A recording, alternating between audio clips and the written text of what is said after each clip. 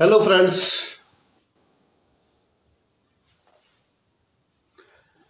आज हम इस लेक्चर में देखेंगे परासरण, ऑस्मोसिस या परासरण। पिछले लेक्चर में हम विसरण के बारे में जान चुके हैं। पादपों की जल संबंध हम पढ़ रहे हैं। तो जल संबंध में विसरण, ऑस्मोसिस यानी कि परासरण, और उसके बाद diffusion pressure deficit, then water potential, जल विभव, इन सब चीजों को जानना बहुत जरूरी है। तो इस लेक्चर में हम बात करेंगे ऑस्मोसिस या परासरण की।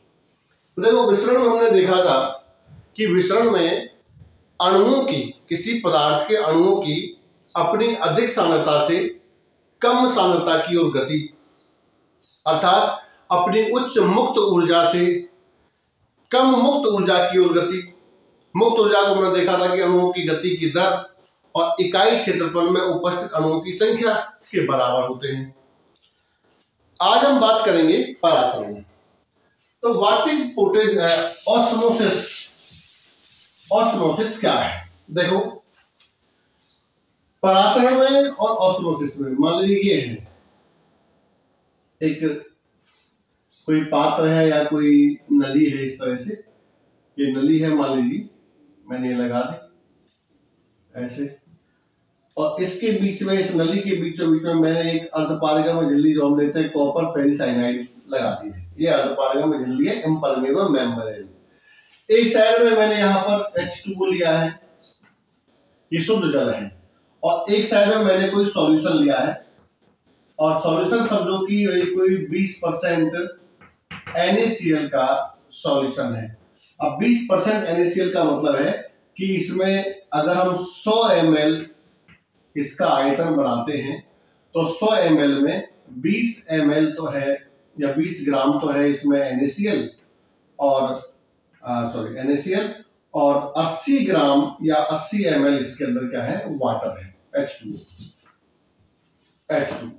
यहां कुछ घुला हुआ नहीं है, ठीक है, कुछ भी यहां पर घुला हुआ नहीं है। H2O ही H2O है, शुद्ध H2O है।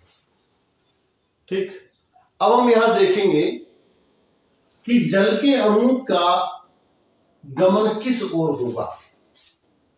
एक बात आपको ध्यान रखनी है कि यहां हम जो बात कर रहे हैं परासरण में, यहां आपको विलायक के अणु लेने हैं, और विलायक है यहां पर हमारा H2O, जो हम पादपों के लिए बात कर रहे हैं।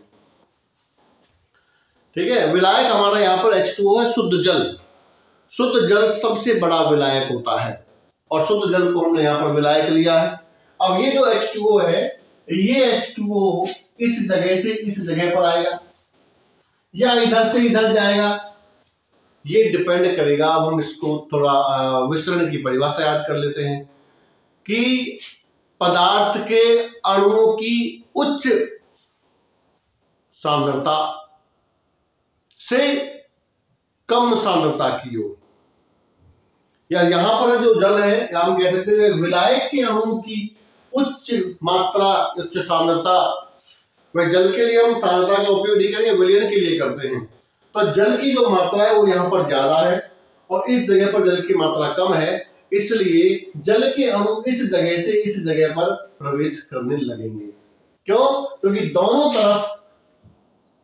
तरफ की जो सांद्रता है NaCl की, वो बराबर होनी चाहिए। अब बराबर तो हो नहीं सकती, ठीक है, क्योंकि यहां तो NaCl ही नहीं है। NaCl कभी भी निकल के यहां नहीं जाएगा। एक बात ध्यान रखना भी, हमेशा ये जो अर्धपारगम्य झिल्ली हमने लगाई है, इसमें से केवल H2O के मॉलिक्यूल इधर से इधर आएंगे, कभी भी NaCl के मॉलिक्यूल निकल के इधर नहीं जाएंगे। यानी कि विलय कभी भी गमन नहीं करेगा, हमेशा विलायक ही गमन करेगा। तो परिभाषा होगा इसकी कि विलायक के अणु का किसी अर्धपारगम्य झिल्ली से अपनी उच्च सांद्रता से निम्न सांद्रता की ओर गमन, अपनी उच्च सांद्रता से निम्न सांद्रता की ओर गमन परासरण कहलाता है। विलायक के अणुओं का किसी अर्धपारगम्य झिल्ली से होकर अपनी अधिक सांद्रता से कम सांद्रता की ओर गमन परासरण कहलाता है। ध्यान रखना। इसकी परिभाषा दूसरे तरह से भी है। उसके लिए मैं यहाँ पर एक अलग से डायग्राम बना रहा हूं। समझिए कि एक ये यू आकार की नलिका है, ठीक है, यहां वही अर्धपारगम्य झिल्ली है।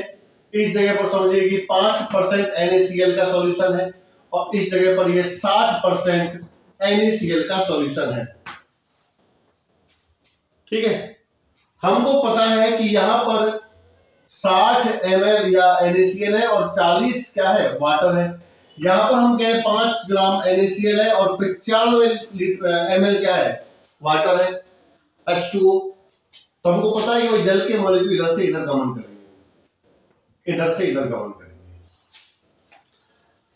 अब हम कह सकते हैं कि विलायक के अणुओं का, अर्थात जल का, ध्यान देना, विलायक के अणुओं का अर्थात जल का अपने कम सांद्र विलयन से किसी अर्धपारगम्य झिल्ली से होकर अपने कम सांद्र विलयन से अधिक सांद्र विलयन की ओर गमन परासरण कहलाता है। दोनों तरह से परिभाषा कंफ्यूज करती है ये परिभाषाएं, लेकिन एक बात दोनों को बने, आपको सिर्फ और सिर्फ ध्यान रखना है H2O का। जिस तरफ H2O ज्यादा होगा उससे कम H2O की तरफ गमन होगा, लेकिन होगा अर्धपारगम्य झिल्ली से। ध्यान रहे, दोनों परिभाषा है कि विलायक के अणुओं का अपनी उच्च मात्रा से निम्न मात्रा की ओर गमन परासरण। यहां पर क्या है कि विलायक शुद्ध है, हमने कुछ भी घोला हुआ नहीं। यहां पर हमने दोनों ही NaCl के सॉल्यूशन लिए, एक तरफ हमने 60% लिया, एक साइड हमने 5% लिया है। तो जब हम इनको आपस में जोड़ेंगे तो फिर परासरण की क्रिया होने लगेगी। कैसे होगी कि विलायक के अणुओं का अपने कम सांद्र विलयन से अर्धपारगम्य झिल्ली से होकर किसी अधिक सांद्र विलयन की ओर गमन परासरण कहलाता है। अच्छा, इस आधार पर अगर देखा जाए, एक सेकंड हम इसको परासरण दाब को समझें। परासरण दाब क्या है? देखिए कि जो परासरण दाब है, जैसे मान लो इसको लीजिए कि जब यहां से परासरण की क्रिया होती है, मान लीजिए इधर से, तो परासरण की क्रिया हमको पता है कि भाई H2O के जो मॉलिक्यूल है वो इधर से इधर आते हैं, ठीक है, जा रहे, पता है हमको।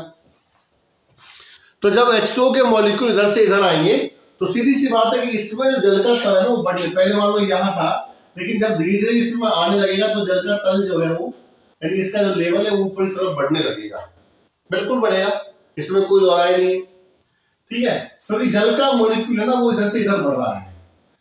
अब कब तक बढ़ेगा?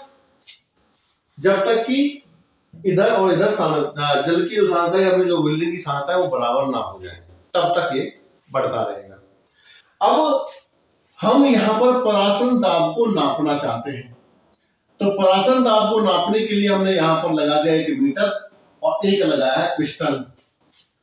तो हम क्या कर रहे हैं कि जब पता हमको कि परासरण की क्रिया हो रही है तो हम क्या करते हैं, इस पिस्टन को दबाते हैं, जिससे क्या है कि नीचे की तरफ दबेगा, ठीक है। और हमको पता है कि भाई ये इधर से इधर आ रहा है, वाटर मॉलिक्यूल इधर से इधर गमन कर रहे हैं, हम इसको ऊपर से दबा रहे हैं। तो एक स्थिति ऐसी आएगी कि जब जल का जो प्रवाह है, जल का जो परासरण हो रहा है वो रुक जाएगा। तो जिस दाब पर ये मुक्त प्रवाह रुकता है उसे हम ऑस्मोटिक प्रेशर या परासरण दाब कहते हैं, ठीक है। अणुओं का मुक्त प्रवाह जो इधर से इधर हो रहा था, जो दाब बढ़ाने पर यहां पर रुकता है, उसे हम क्या कहते हैं? ऑस्मोटिक प्रेशर या परासरण दाब। अगर मान लीजिए किसी सेल के अंदर परासरण दाब की मात्रा ज्यादा है तो समझो उस सेल में पानी की उतनी ही कमी है, वो सेल उतनी ही तेजी के साथ पानी को अवशोषित करेगी, ठीक। विलयन जो है वो हमारे पास 3 प्रकार के होते हैं परासरण के आधार पर। एक तो होते हैं अति परासरी, हाइपरटोनिक, दूसरे होते हैं अल्प परासरी, हाइपोटोनिक, और तीसरे होते हैं समपरासरी, आइसोटोनिक। समपरासरी, आइसोटोनिक। इनको आप एग्जाम्पल से याद रखिए, वैसे याद करेंगे शायद थोड़ा बहुत कंफ्यूजन हो सकता है, लेकिन एग्जाम्पल से याद रखिए, बिल्कुल भी कंफ्यूजन नहीं होगा। देखो अति परासरी सॉल्यूशन विलियन, यहां पर विलियन का ध्यान रखना है, विलियन है अति परासरी, विलियन है, ये विलियन है। तो देखो अति परासरी का मतलब है, हम ऐसे मान के चले कि इसे नमक का घोल है, NaCl सॉल्यूशन है, और उसमें हमने ग्रेप्स डाल दिए हैं, ग्रेप्स डाल दिए हैं।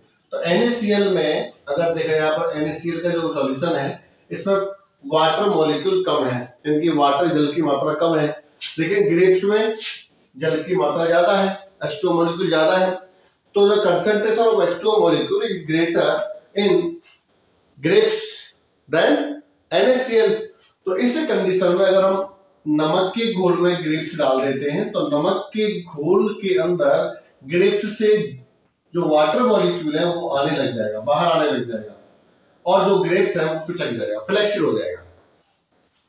तो ये होता है अति परासरी, यानी कि जब बाहर के विलयन की सांद्रता अर्धपारगम्य झिल्ली के दूसरी तरफ के विलयन की सांद्रता से ज्यादा हो, तो उस कंडीशन में, जैसे मान लो मैंने कहा यहाँ पर 60% सॉल्यूशन है, ये 5% सॉल्यूशन है, तो देखो 5% से यहाँ आएगा, क्योंकि यहाँ पर सांद्रता ज्यादा है, यहाँ कम है, तो ये एक अति परासरी सॉल्यूशन है, ये वाला, ये कम परासरी। अल्प परासरी का मतलब है कि किशमिश को दूध में डालना या किशमिश को पानी में डालना, क्योंकि किशमिश के अंदर की जो सांद्रता है, परासरण दाब है, वो ज्यादा है बजाय बाहर के, इसलिए उस किशमिश के अंदर आसानी से जल प्रवेश करेगा। अर्थात हम ये कह सकते हैं कि किसी पानी में यानी कि जल के अंदर किशमिश को अगर हम डाल देते हैं तो फूल जाती है, यानी कि बाहर की सांद्रता की तुलना में किशमिश के अंदर की सांद्रता कम है, तो अल्प परासरी। और अगर दोनों तरफ बराबर है तो हम कहते हैं समपरासरी। इस परासरण दाब को हम पहले एटमॉस्फेयर में नापते थे, लेकिन अब इसको हम बार में नापते हैं। तो 1 एटमॉस्फेयर बराबर लगभग 1.01 बार होता है, और इसका जो दाब है वो 22.4 एटमॉस्फेयर या 22.7 बार होता है। ठीक है, अब इसको हम अगर नापना चाहें परासरण दाब को, तो PV बराबर nRT से ले सकते हैं। ठीक है, PV यहाँ पर OP के बराबर हो जाएगा, N जो है वो अणुओं की संख्या हम यहाँ पर इकाई लेते हैं। ठीक है, R जो है वो गैस नियतांक है, वो लगभग 0.82 के आसपास, सॉरी 0.082 के आसपास होता है, और जो ताप है वो अपना 273 केल्विन होता है। इसको जब हम करेंगे तो ये लगभग 22.4 एटमॉस्फेयर या 22.7 बार आता है। This is osmosis.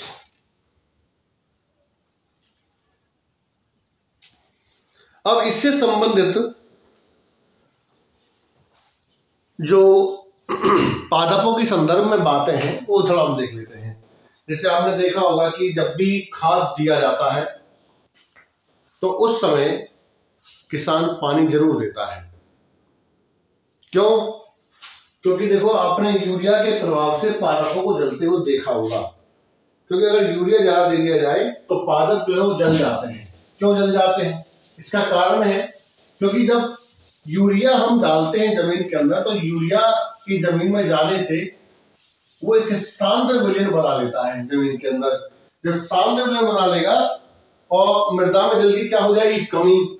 तो इसलिए पानी जो है या जल जो है वो पादप से नीचे आने लगेगा और पादप जल जाएगा अगर हमने पानी नहीं दिया तो इसलिए हमेशा किसान जब भी खाद देता है तो उसके आगे या पीछे सिंचाई करता है, अर्थात खेत में पानी की मात्रा ज्यादा रखता है।